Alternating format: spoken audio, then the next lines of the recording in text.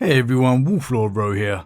Before I begin today, a big thank you to Alex for the virtual gift voucher. Thank you very much, my friend. It is truly appreciated. Thank you. But on to today. Today we're taking a look at famed Ultramarines' second company captain, Cato Sicarius, as he unleashes his wrath upon Black Reach. Spoiler warning to begin. The events we are discussing today are from the novel Assault on Black Reach by Nick Kime. As always, I really recommend you read the story for yourself first, as that's the best way to enjoy the lore for yourself. Not only that, we help to support the Great Black Library and Games Workshop, because without them, we don't have this amazing lore to talk about. I will put a link in the description as always. But with that said, let's just jump straight in. Now, Sicarius is definitely one of the most polarizing figures amongst the fan base. People either seem to love him or hate him. He's a bit like Marmite, as you would say here in the UK. You either love it or you hate it. And for me, as I've said before, the Ultramarines were my first introduction to 40k as a kid. So I grew up loving the Ultramarines and Marneus Calgar, but that doesn't mean I hate Cato Sicarius. In fact, I actually quite like the character and what he brings to the chapter, a bit of personality. The Ultramarines are always seen as arrogant, pompous, overconfident chosen ones by their detractors. So it's good to have a bit of character who almost embraces that, if you will, and combines it with a bit of brashness and ambition. But the great thing is, this mixed reputation is also reflected within the lore, with many of his own chapter having mixed opinions on him.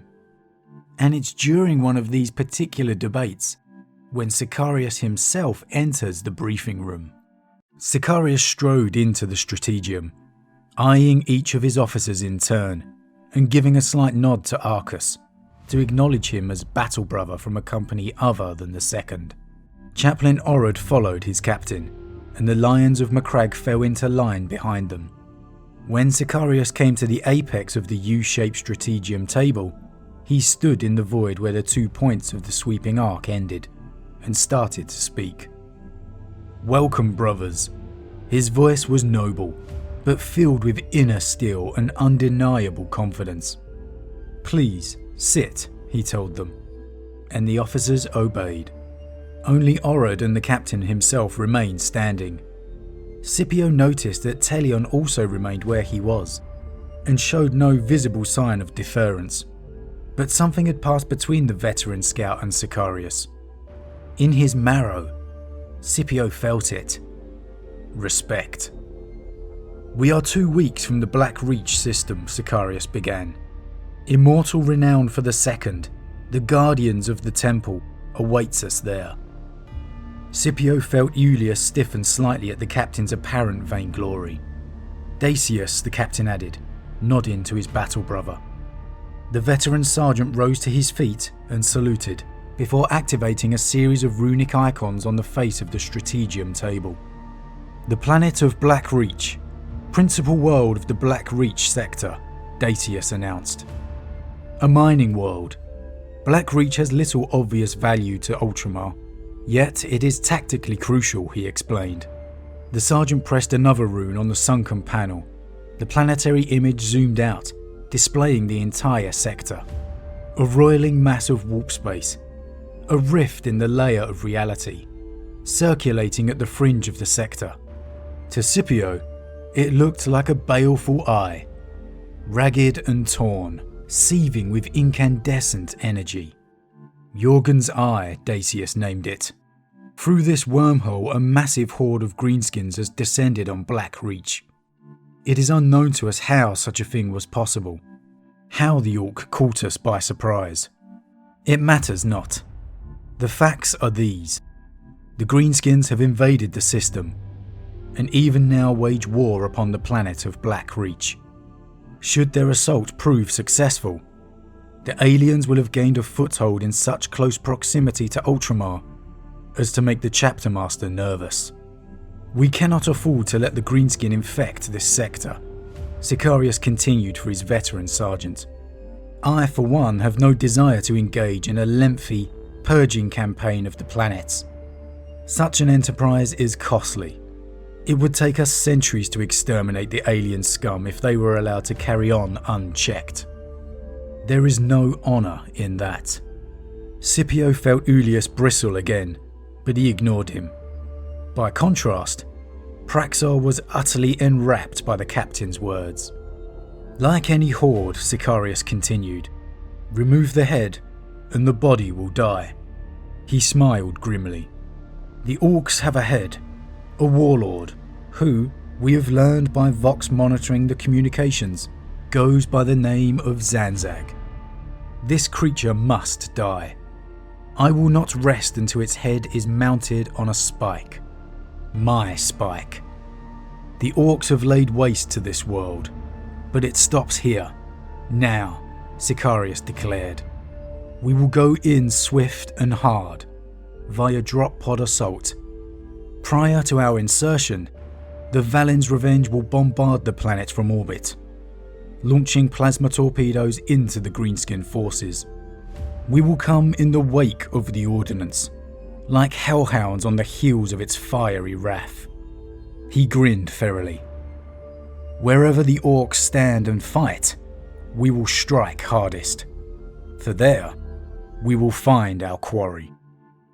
Now, the assault on Black Reach is written very much as an introduction to the 40k series. And you do get the hint of that in the writing. It feels a little over-explained in some sections. But the characters remain true.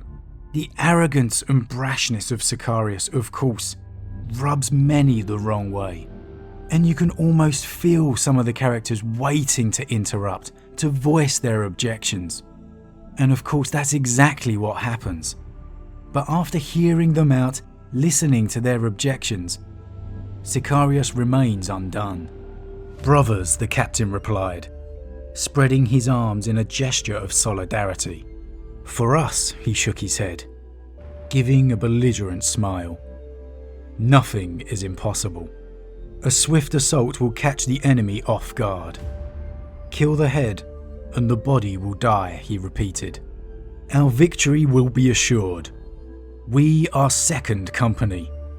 We are the slayer of kings, the destroyers of worlds, bringers of death and ruination in all its forms. These things we do in the name of the Emperor and in the defense of mankind. I say let none stay our wrath. If there is nothing more, Sicarius turned to his veteran sergeant. We begin planetfall here, said Dacius, at the north wall of Gospora. I really enjoy this type of character that Sicarius brings. It gives the second company a little bit of edge, a little bit of extra character and flavour, while still remaining true to the character of the chapter. The story then cuts to 2 weeks later, and the drop pod slamming down into the earth, some 500 metres outside Gospora's walls. And the battle is on. The fighting is fast and furious, as the Ultramarines dive into the Orc horde, pushing forward towards Gospora, explosions erupting, and a Thunderhawk streaks overhead, right into the heart of the Orc masses. It was the Gladius, so named for the short blade wielded by the Ultramarines' honour guard. The vessel surged forward like a sword, cutting right into the heart of the greenskin masses. Orc bodies were tossed into the air in violent backwash of descent thrusters, crushed beneath slowly extending landing stanchions, or hosed with sprays of fire from the Thunderhawk's heavy bolters. And then there he was, Sicarius. Well, whether you love him or hate him, you have to admit, the dude likes to make an entrance. Cato Sicarius stormed out of the Gladius like Invictus reborn, a hero of the first tyrannic war, cloak flaring with the plasma winds kicked up in the wake of the bombardment. He held aloft his power sword, the Talisarian Tempest Blade, and waded into the greenskins. Behind him, a force disgorged from the belly of the Thunderhawk. The lions of Macragge fell upon the orcs with fury, screaming the Primarch's name as Sicarius pressed his relentless assault. "All Ultramarines, advance!" he roared into the comm feed. "This day we see glory or death." And with that, the Marines plunge into the enemy with a renewed fury, driving into them in pursuit of their captain.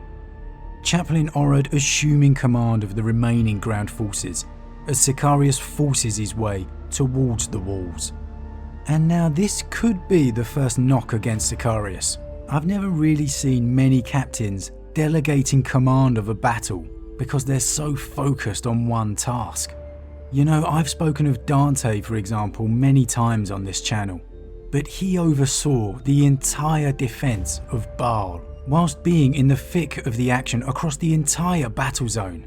Everywhere you looked, Dante was there, all the while still overseeing all of the commands. Yet here, Sicarius has delegated command to his chaplain, whilst he heads for the Orc boss. Then, as the advance continues, Scipio catches sight of his captain. Sicarius is plunging into 3 monstrous orcs, reaching a breach in the wall, felling them all with sweeps of his blade. The captain's iron-hard gaze was fixed ahead, Scipio catching snatched glimpses of him throughout the spraying blood and muzzle flashes as he fought to keep pace. The sergeant powered into the breach alongside Chaplain Orad, Squad Helios, and his other battle brothers, determined to cleanse it of greenskins and liberate the hive. The captain, though, had but one enemy in mind. He wanted Zanzag, and he meant to get him, regardless of the foes arrayed in his path.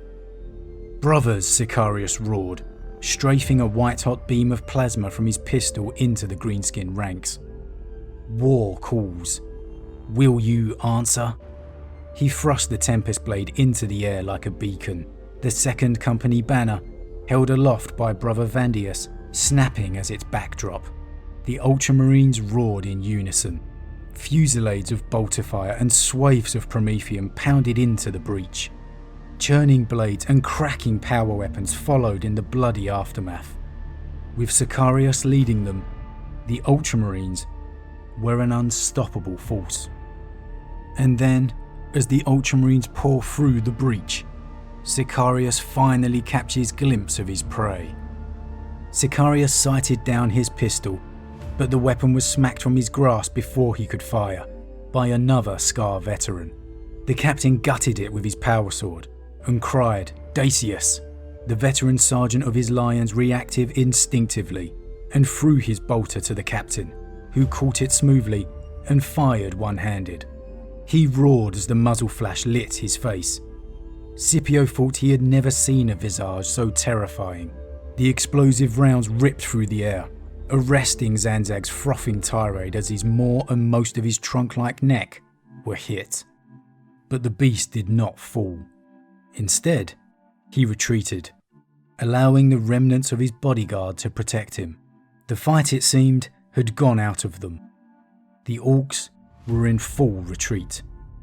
Gospora was won.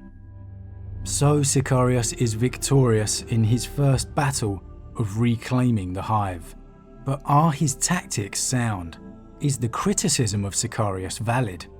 Or is he the hero, the leader that the Ultramarines need? Many see him as the ultimate replacement of Marneus Calgar, and Guilliman himself has indeed promoted him to be the leader of his Victrix Guard during his crusade to Terra. So he obviously has a great deal of faith in Sicarius. But as always, guys, what do you think? Are you a fan of Sicarius or not? And if so, why? Do you like the arrogance, the brashness of the captain, or do you find it out of place? Would you like to see him ultimately become chapter master of the Ultramarines?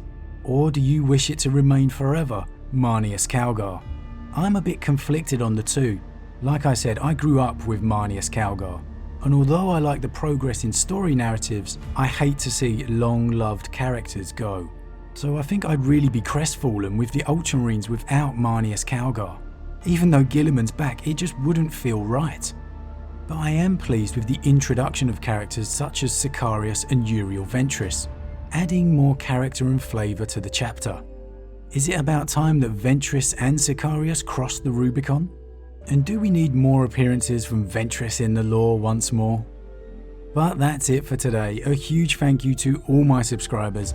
Your support really means a lot to me, it truly does. And if you're new, please consider subscribing to help the channel grow. And if you enjoyed this particular vid, then why not drop a like on it too? But with that said, I am off, and I'll see you all again real soon.